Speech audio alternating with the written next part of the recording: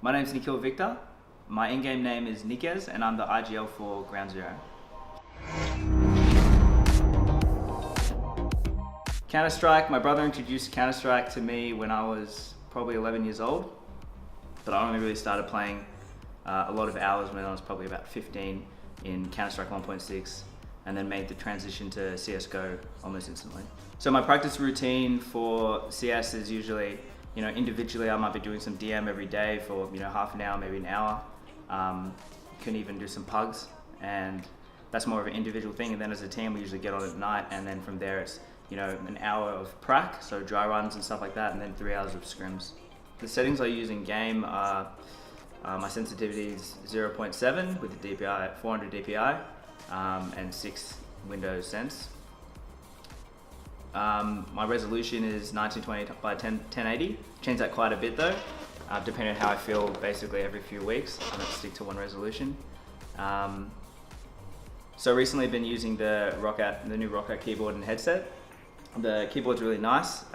It's nice and compact, which is exactly what I like. And the headset has been really good to me. It's got really great sound, and it's just one of the best headsets I've used, to be honest, in recent times.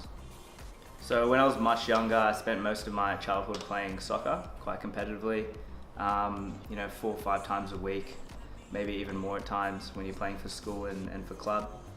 That was basically my life, and it got to a point where I really had to make a choice between esports and soccer, since the commitments are both very high for both. And then at some point I just decided in the line I was going to spend more time on CS. And yeah, since then it's just been first game that I ever really played. When I was much younger, I was into like Nintendo console games, so Banjo-Kazooie probably is the one that comes to mind. Over time I've played a lot of different games, a lot of different FPS games, but CS is really the only game that I've stuck with over a long period of time. The other ones I usually get a bit bored with, whereas with CS there seems to be a lot of tactics involved and a skill-based game. So it's quite a foreign thought of thinking about CS and gaming in general as a career path, especially in Australia.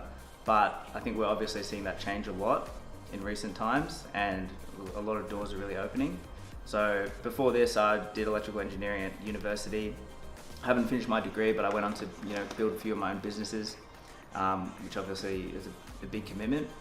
But now looking into the opportunities that exist in esports, I've been spending more and more time there, and it looks like there's even being in this boot camp is quite awesome. So yeah, definitely spending a lot more time looking into a future in esports in that whole career.